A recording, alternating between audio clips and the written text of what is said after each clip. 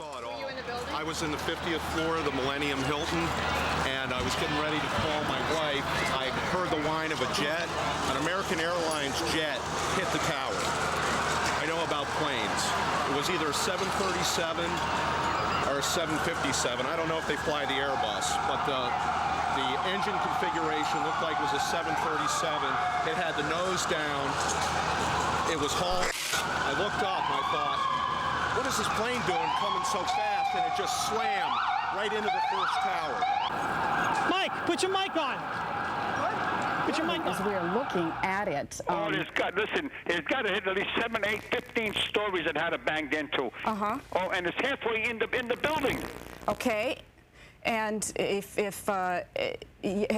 again, let me reiterate what we appear to be watching. Again, we have only an eyewitness and only what we are... Go. You were in what building? I was in One World Trade Center. And what was it like in there? Did they start evacuating? Yeah, as soon as it got hit, I was thrown to a window. So I was very lucky to get out. There's a lot of people that didn't get out. There's a lot of people coming down the stairs, burnt up. It's bad. Were there other people that were hurt or lying There was a lot of people hurt. They were lying on the floors, coming down the stairs. A lot of people had asthma attacks while they were coming down. It was bad. It hit in One World Trade Center. It hit somewhere on the 67th floor. I was on the 56th. And was it chaos trying to come down the steps? Yes. What was it like? Describe it. Everybody was on top of each other trying to come down, and then somebody trying to calm the crowd down to get them to come down the stairs in an orderly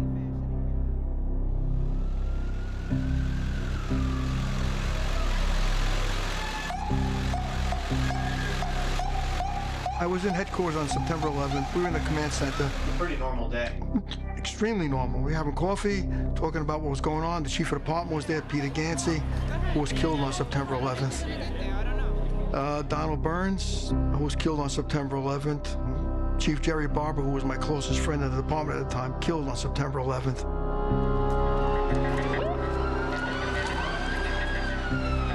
Well, it was a beautiful day. I was here at this church, St. Francis of Assisi, and down on the opposite end of the pew was Father Michael Judge. And we had prayers, and the last words heard from Michael Judge was, "Brian, see you later on."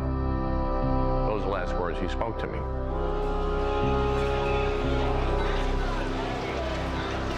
I'd come into the office. It was one of those days that was going to be pretty calm, I thought. And my young assistant came in and he said, a plane has gone into the World Trade Center. And I said, that's a strange accident. And I said, was it a small plane? He said, no, it was the commercial airliner. I talked to the president and I said, Mr. President, a plane has gone into the World Trade Center. He said, strange accident. Keep me informed. We also knew that our community was going to be confronted with the biggest challenge it would ever be confronted with, because this event, this tragedy, would be connected with Islam, the religion that I practiced. Okay,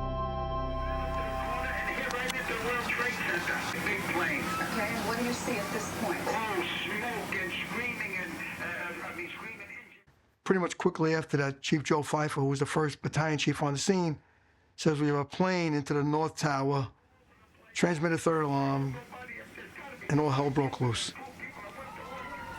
I used to work on the 106th floor, which was the topmost office floor. And I remember when we used to do these exit strategies, what would happen if we were attacked, where would we go? At that moment, I was not looking at it just an attack on New York, I was looking at it as to what would be going through the minds of the people that were in the building. What do you mean all hell broke loose? Just picture looking up and seeing, all the smoke. When you see people jumping and people scurrying and screaming, that's what I mean by chaotic. Chaotic on the ground for the civilians. Firefighters, police officers, we train.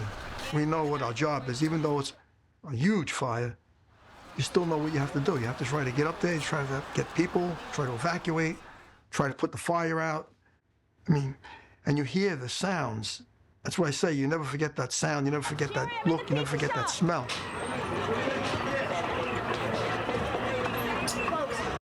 First firefighter we lost was hit by a jumper. Yep.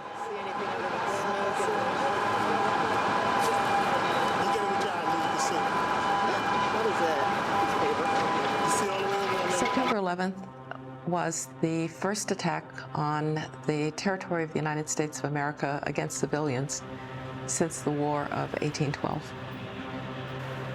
It was a shock to the system, a country that always thought that it was protected by two great oceans. It was a shock that it came from within our shores, and it was a shock that on that day 3,000 people lost their lives within a flash.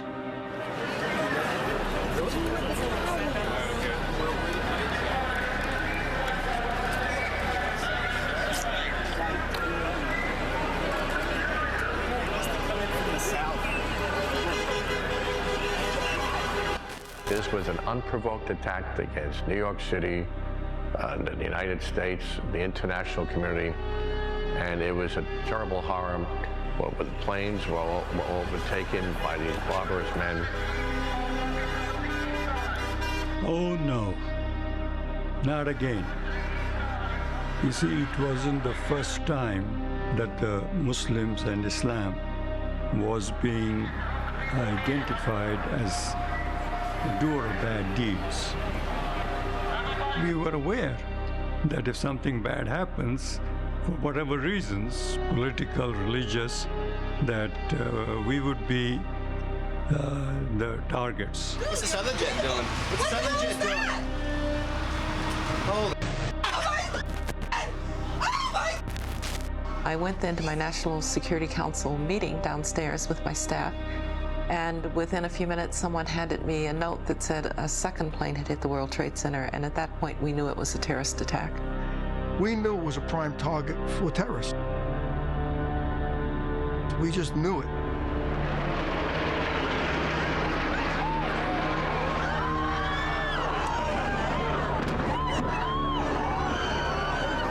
The iconic features of that building, the iconic nature of, hey, you see the World Trade Center, you see New York, you see America. Plane just crashed into the building. You cannot believe it. They said that Secretary Rumsfeld, Secretary of Defense, they couldn't reach him. His phone was just ringing and ringing and ringing. Just received word that an explosion has occurred at the Pentagon in Washington. The New York State National Guard has been put on alert. In addition to the Federal National Command Post. A plane had hit the Pentagon, and at that point you know that this is an all-out attack against the United States. In addition to the Federal National Command Post has been activated. Engine 201.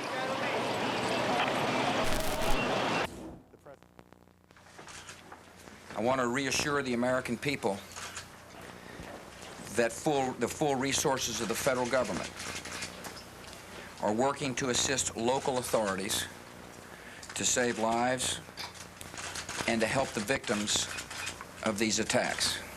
Oh, no. Guys, should we No, go down? no, Tammy. This is, I believe what we're seeing. I could be wrong because I think it's terrorists. They will target the World Trade Center. This was a murder-suicide. It was really a day from hell. And of course, the subsequent days of people searching for their loved ones, trying to find out, well, if they were in this building, they would be, where would I find them?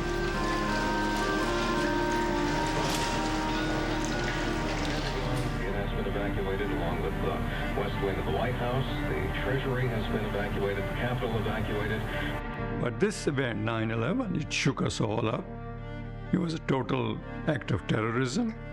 3,000 of our, colleagues died for no reason. So it was a shock to the core.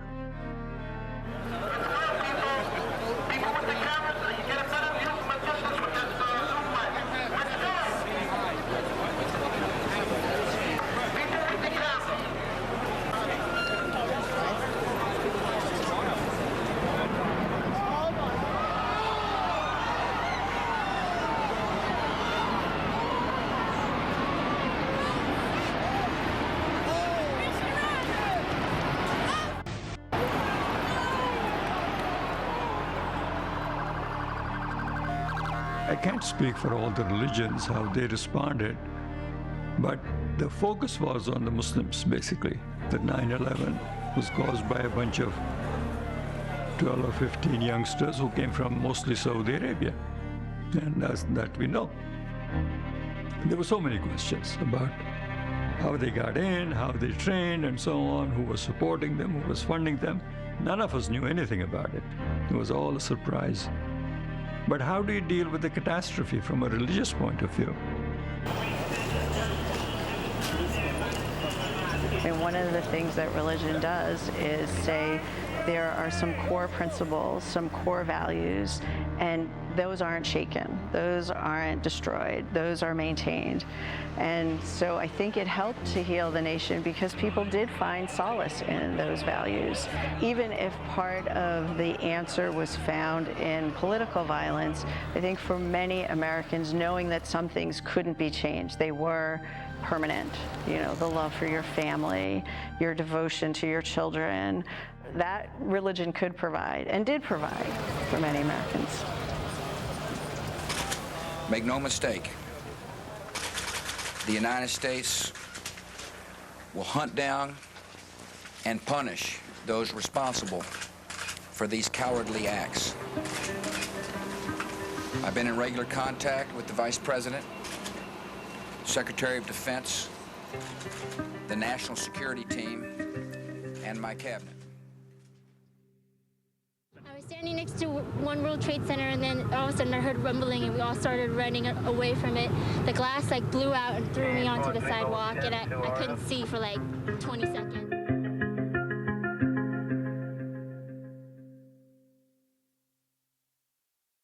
I was about to leave, walk down to Ground Zero, and then one of the friars says, "Before you go, I just have to tell you." He said, "We just found out that Michael Judge died at the World Trade Center." I was shocked. I said, "I just saw him this morning." Father Michael Judge was the first recorded death on September 11th. A fire chaplain, he died ministering to those in need immediately following the attack. And then when I got going around 50th Street, I found out I'm the only person walking south. I said, what am I getting into? Where are we? Which way to go? Just stay put. Stay put. I went in there, and I'm not going to go into detail. I just started blessing, people along the way.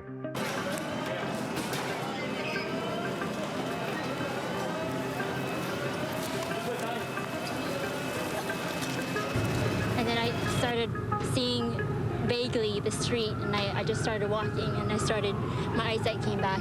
I see you're bloody. You have dust all over you. Yeah, it was bad. It was like a dust storm or something. Like I couldn't see anything. Just your back. Please don't. Just your side. What happened? It collapsed. The top floors collapsed down. I saw it blow and then ran like hell. Thank God. I'm 69, but I can still run. There's got to be firemen trapped back there, though. When the South Tower collapsed, okay, that was unexpected.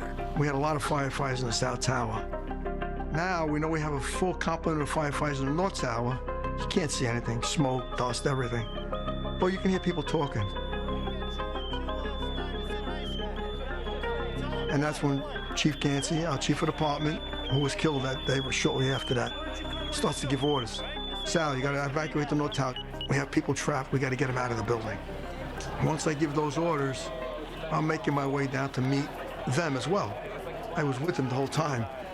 And then I hear a noise, a loud noise, which I thought was another plane coming in, because we had heard reports that there was more planes coming in. My head, 3 or 4 of us huddled together, and it was just black everywhere. Were you covered? Were you hit with debris? No. But I mean, I was stuck behind a subway cover. So I put with the jacket over, the 3 of us, all of us huddled together. There was, dust and whatnot everywhere. Oh my God, down!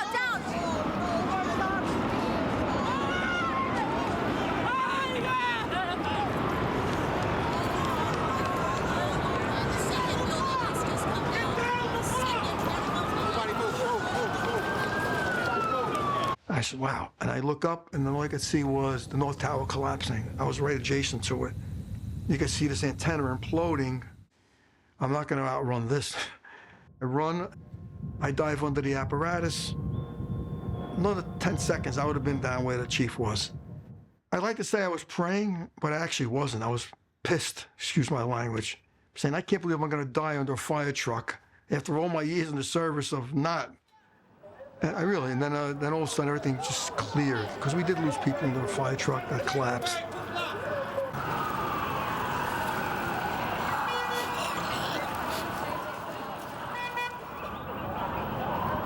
I tried to get up, I couldn't walk, I had hurt my back, I got hit with some debris. You're on the 8th floor, you work for the city housing department. Explain to me the moment of impact. This is it, we're dead. We're not gonna make it out of here. I took a fire extinguisher and I bust the window out. That's when this gentleman here heard my cries for help. This gentleman right here, and he kept saying, stand by, somebody's coming to get you. They couldn't get to us for an hour because they couldn't find us. You thought that was it? I thought we're dead. I thought that was it. I started praying to Allah. I said, that's it, we're gone. It's over. What was it like for you? You were inside there New as York well. is a microcosm of the earth. Something like out of, All cultures, all religions, all languages. This was an international tragedy, an inter-religious tragedy where Catholics, Protestants, Jews, Muslims, Sikhs, Buddhists, atheists, agnostics, rich, poor, black, white, straight, gay, whatever. Everyone was attacked. Everyone shared in the suffering.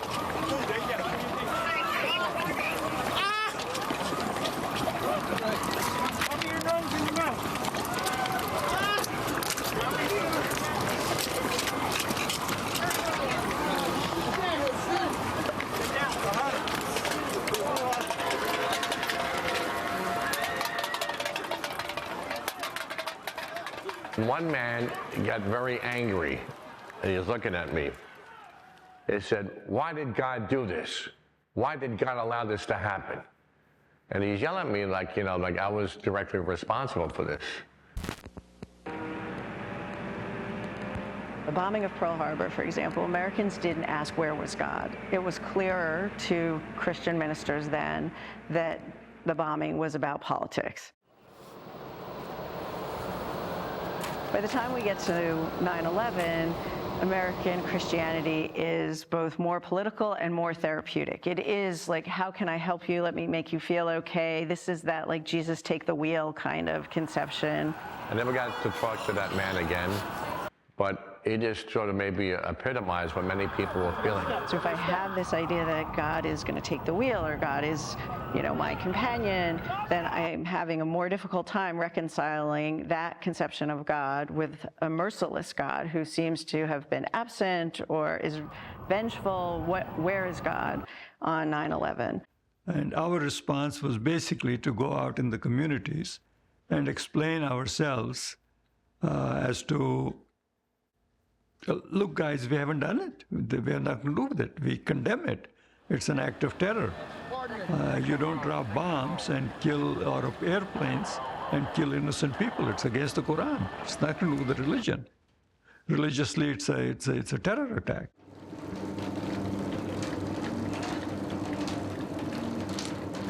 We have taken all appropriate security precautions to protect the American people. Our military at home and around the world is on high alert status, and we have taken the necessary security precautions to continue the functions of your government.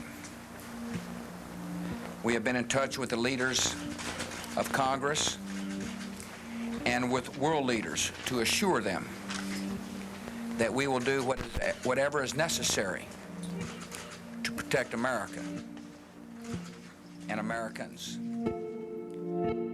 The president that morning at the cabinet meeting had asked me to say the prayer. And I don't know why he turned to me to do it, but I started with the line, Dear Lord, we have seen the face of evil, but we are not afraid. And from there, the president started to choke up. Colin Powell put his hand on him. Secretary of State sits next to the president and said, it's all right. this is the place, this is the place. There was this feeling of support and community, and we were right in that moment. We were there for each other.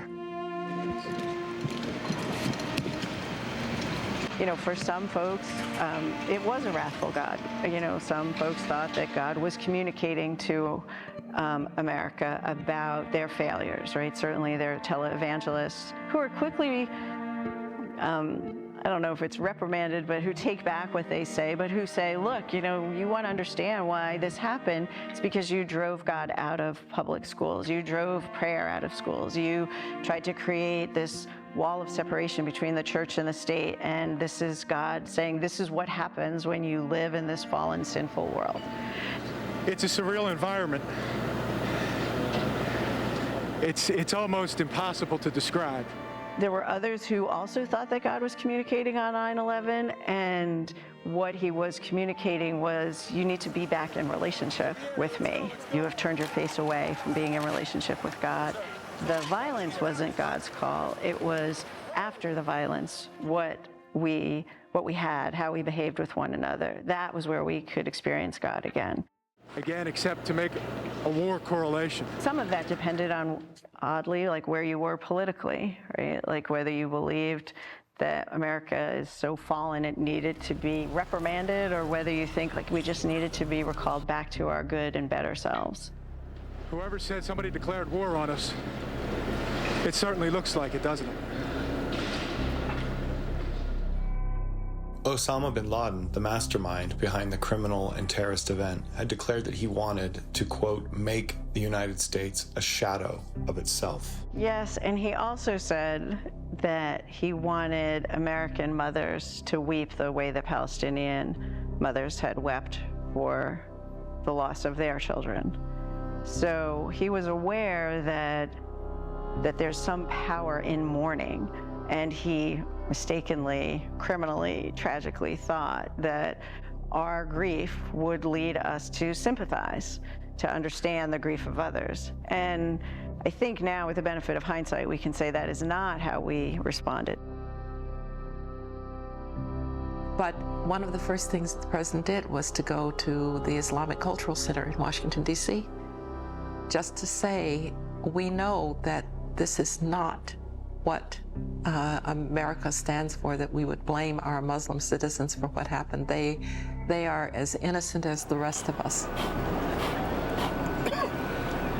One of the biggest complaints I used to hear about, why don't your leaders put out statements, basically, about condemning this?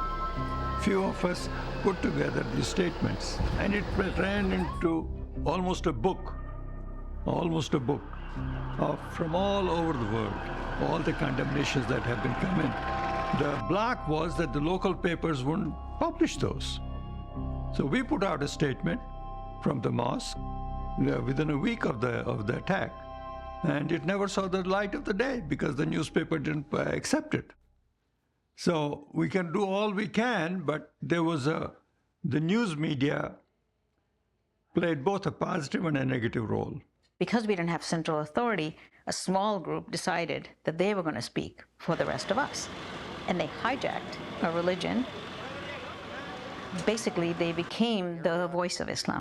Where the Trade Center towers were, they are no more. They collapsed in the hour after the attack, but the smoke continues to pour through that area. And that is the voice that was so dominant all over the press, because they had a political agenda, and they knew that the way to captivate attention was to create theatrical events that would elicit coverage. To the United States of America, and we as a country, but a similar scene to what we saw earlier as the first tower collapsed. Everybody just doesn't know where to go. They won't let, everything is blocked off. You can't even, people that hate us and hate what we stand for and hate our way of life. Remember that Tom Clancy wrote a novel that ends with a terrorist I dragged the guy out, his skin was hanging off, and I dragged him out, and I helped him out of to the ambulance.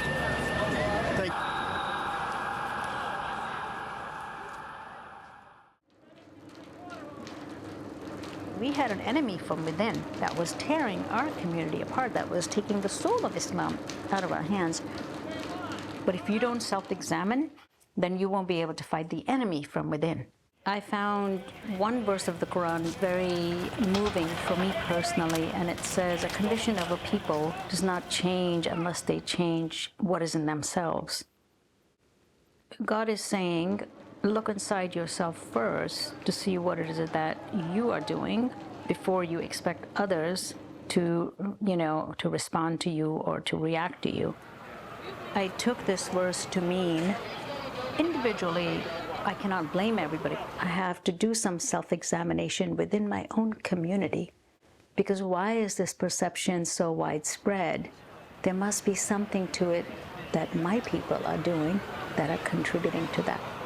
And that verse is the one that really made me dig deeper into my community and gave me strength to see what the extremists were doing to our faith.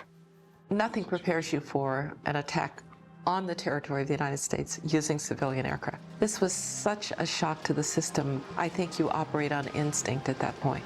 Stories of personal mourning for people who lost family or friends, to a sense of kind of innocence lost, that we had been attacked on our territory. Those were all stages that we went through and maybe still go through. My friend Robin Thurkoff, her husband was murdered that day. She always asks that when we speak about 9/11 that we use this word murder rather than died or killed, in order to remind the listener, whoever you're telling the story, about the criminality of what was done. Murder makes people pay attention in a different way. Spent a year in combat. I never saw anything like this.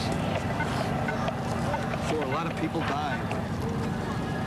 Nothing this devastating. I would compare my experience there at the World Trade Center to my experience in Vietnam.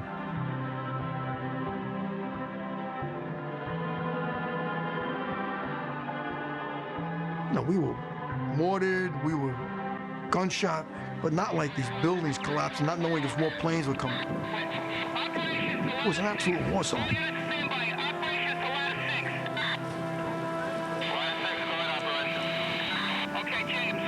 There was an overhang at the World Trade Center, and you could hear people hitting that overhang as they were jumping from the upper floors. I'm never gonna forget that sound.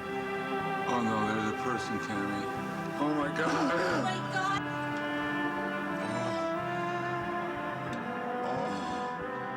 So I knew that it was gonna be a bad day because any firefighter was gonna need help. After they left and went home, never had anybody ever seen anything like that, ever. We have seen evil at its worst.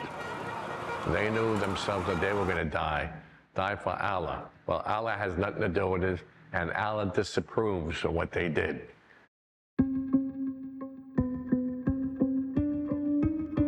To think about 9/11 as a crime was to move away from all the politics that surrounded 9/11.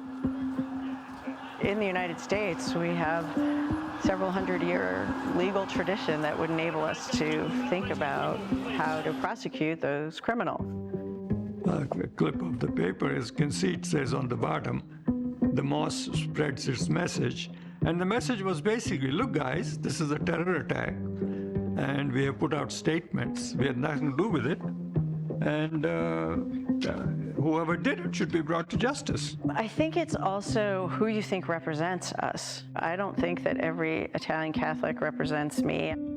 I think Muslim Americans are probably as disappointed with all the things that have happened in the years since 9/11 as they are with the men who perpetrated 9/11. And who killed Muslims that day, right? I mean, that's the other irony right there. When asked about this, some of the radical jihadists would say, well, they were in the belly of the beast. They don't apologize. It's like, no, they got what they deserved as well. So God gave us a choice, gave us free will. And some people, unfortunately, use that free will and use their distortion of religion to destroy human life. Well, I think anybody that uses religion to conjure up a terrorist attack is totally a fool. How people get radicalized is incredibly complicated. And it's not just right for Muslim radicals, it's for anyone who becomes radicalized. People who join cults, we wonder, like, how did that happen? Like, why did you do that? Why did you give up this and this and this and believe this thing that seems impossible to those of us who are on the outside to believe? We were in the lobby, gathering to go up and start doing a search on the upper floors. As we were getting our gear on and making our way to the stairway, there was a heavy-duty explosion, and everybody just started running for the door. There's no way in the world that any religion would teach somebody that killed almost 3,000 people on a day, innocent people going to work, children, unborn children, and say that's in the name of religion. How could that be possible? To deliberately know they're going to kill innocent people in the name of religion? Eventually, when the dust lifted, I saw some light and started screaming for everybody to go out towards the light. I managed to get Tyrone out and a couple other guys that have already gone over to Jersey City. That's just somebody using religion as an excuse to foster whatever belief you have, or you want to be a supreme being or something like that. There's no way in the world any religion would condone that kind of an attack. As tragedies go, what do you, the people who would do something like this, can you even begin to? They're animals. They're animals. It should be an act of war. It should be war.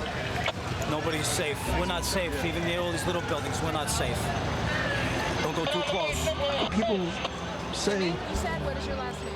I want to have peace, and still do that. Doesn't make sense to me. It's senseless. They're ruthless people. Any kind of a suicide bomber that would stand next to a young woman or a young child. As you can see, I don't have too much love for anybody that commits terrorism in the name of religion, because I think it's just BS. No signal.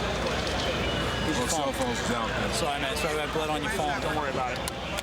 I ask the American people to join me in saying a thanks for all the folks who have been fighting hard to rescue our fellow citizens, and to join me in saying a prayer for the victims and their families. Some of the stories from the folks who were digging through the rubble, sifting, trying to save personal effects, like preparing a body for burial. To do that kind of work, I think, is a profound sense of respecting human beings and their relationships to each other and to their families. They have what they call meteors, but they're actually floors that were collapsed. And you could see 5 or 6 floors in a 2-foot span. That's how much pressure was put on those lower floors. So you can imagine that that's why a lot of people weren't found. They did the bucket brigades. So there was a line of people literally with their hands put in the bucket, broken concrete, whatever, and they handed it over to another person, and then to another person. It was an unfinished symphony. And some of the construction workers, just in the devastation, look for some sign that there's meaning or purpose. And they would find things, you know, pieces of metal that look like they were twisted into a cross, or something that you would have thought would have been destroyed, but a piece of paper with a love note on it, right? Something that said there is some kind of providential order.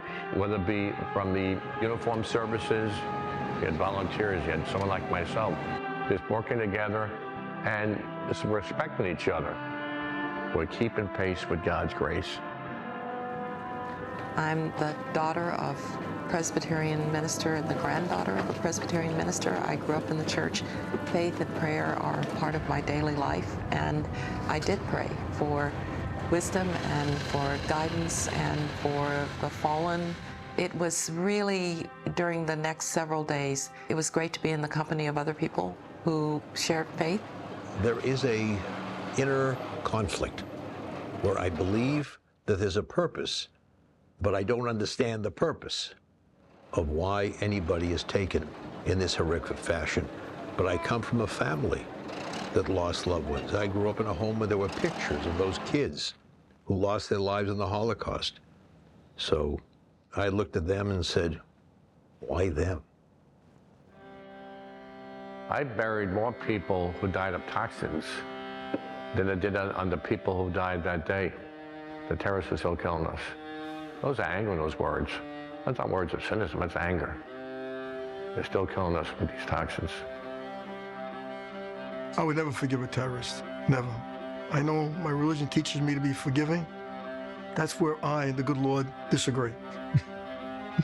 I'm sorry, but that's where we disagree. I saw too many horrible sights that day, and I saw how many lives that were ruined to forgive. Even as a person of faith, there are times there are no answers that are satisfactory. We sat down with clergy of different faiths, and some of them were Muslim.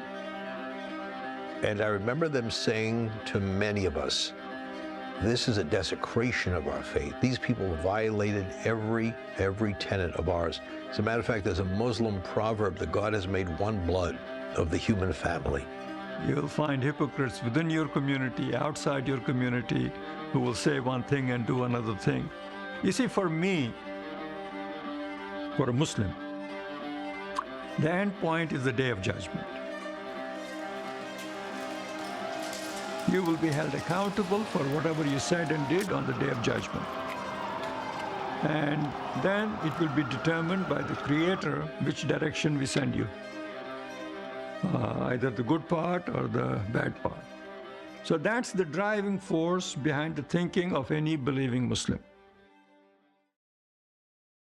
Well, America is a multi-faith country. Some of us are Christian, Catholics and Protestants. Some are Jewish. Some are Muslim. Some are nothing at all. You are all American. But we also know that when we feel stressed, we look for scapegoats. So when there's economic uncertainty, when we see random violence in the United States, we are going to try to figure out, well, whose fault is this? And Muslims and Jews are often the people that we, as Americans, sometimes reach for to blame and to explain why things are the way they are. I think it could have been quite lonely for American Muslims at that moment. But I think on balance, not always, there were some ugly incidents too, but on balance, the American people rallied around this sense that we are a multi-faith community and that the Founding Fathers did not intend for us to claim that God was just on our side. The resolve of our great nation is being tested. But make no mistake, we will show the world that we will pass this test. God bless. President Bush, a short time ago, in his second remarks of the day, the president initially was headed back. So I don't know that from a spiritual or theological perspective that we've changed our perception or perspective on the idea that justice is love made public. You're right, it sounds like you're talking about rainbows and unicorns if you say things like that, right? Like, it's not like, yes, that seems like a great idea. Yeah, let's see if we could think about love as a public virtue, as a political virtue. What would that look like? If you open the Jewish Bible, it starts with the story of creation, the story of Adam and Eve. It doesn't start with all of the laws that were given. And maybe it says to us that first and foremost comes the family. We all have, in a sense, the same spiritual birth certificate. We're all children of God. We're all descendants of Adam and Eve. That's why I just don't have patience for people who let disagreements destroy family or friendship relationships. It would have been too much to ask 9/11 to unify us for all time. But it might be that at the time of those anniversaries, at the time of recalling what that was like, we remember that we really were unified, not just in words, not just intellectually, but spiritually.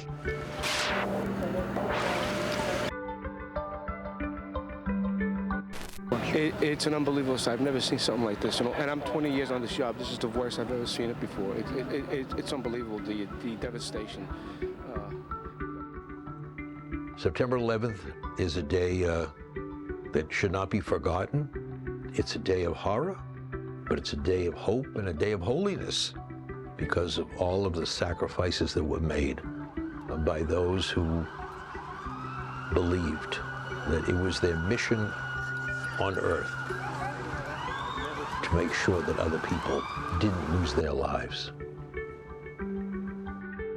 We don't know how many people are missing right now. We don't have that number yet, but I'm sure that there is. I've heard reports that there are just bodies littering the street. Well, there's reports of people trapped inside the building, but we haven't gone. We lost 343 members of the department. Unheard of. Unheard of. It's like losing a whole battalion in the military, which doesn't happen. I think people running into those buildings knew that they weren't going to be running down, but they knew there were people trapped up there. I've heard from many of the families, my loved one cared so much about others that he was ready to give his life. And that to me is the embodiment of this selfless spirit that God implanted within us. It's an ongoing example of courage and commitment. What's the first thing that went through your head just after initially seeing it? I just wanted to cry, to be honest with you. It's terrible. Thank you, Lieutenant. Stay safe.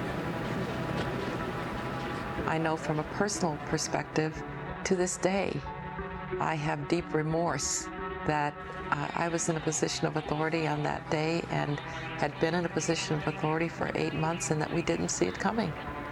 By definition, we did everything we knew how to do, but we'd not done enough. It's 22 years and there's not been another attack. And as you know, the people who work in security will tell you they have to be right every time, all the time, 100%. And somebody who wants to do something terrible has to be right once. So all the things that we have done have been enormously effective. Union construction workers built the World Trade Center. Union construction workers helped with the demolition and removing it. And union construction workers helped rebuild the World Trade Center. The others were cops and firefighters, that's true. They get the headlines. The police officer lost 23 police officers. The Port Authority lost 37 police officers. But the union construction workers lost 61 workers, including the female worker. Can I ask you a couple questions? I'd rather not. I've just had a bad day. No matter how hard we try, words simply cannot express the horror, the shock, and the revulsion we all feel over what took place in this nation on Tuesday morning. September 11 will go down in our history as a day to remember. I ask particularly that our own people do not become a party in any way to the persecution of the innocent. Rather, let us be friendly and helpful, protective and supportive. It is the terrorist organizations that must be ferreted out and brought down. The terrible forces of evil must be confronted and held accountable for their actions. This is not a matter of Christian against Muslim. On September 11, 2001, tragedy has occurred.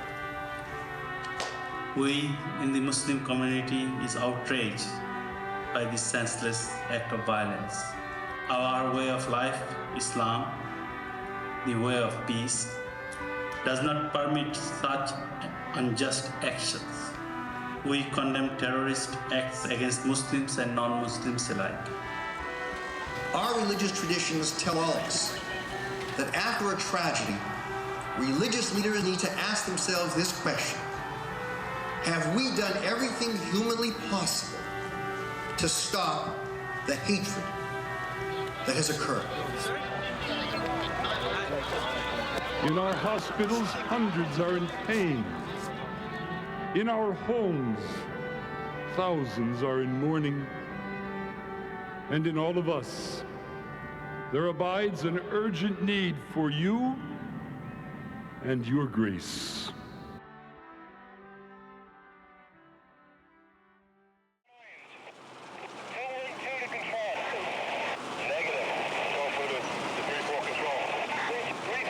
Just one night, I guess it was after a long day, and you know, when I went home, there was always a meal on the table for me, even though I was gone for 18 hours.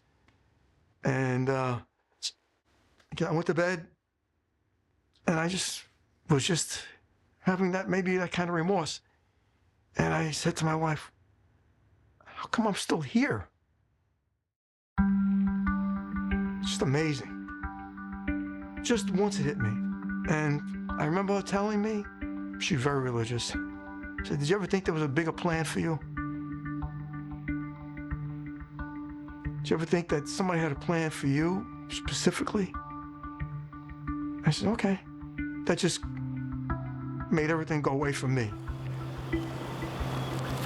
Gotta be fireman trap back there, though.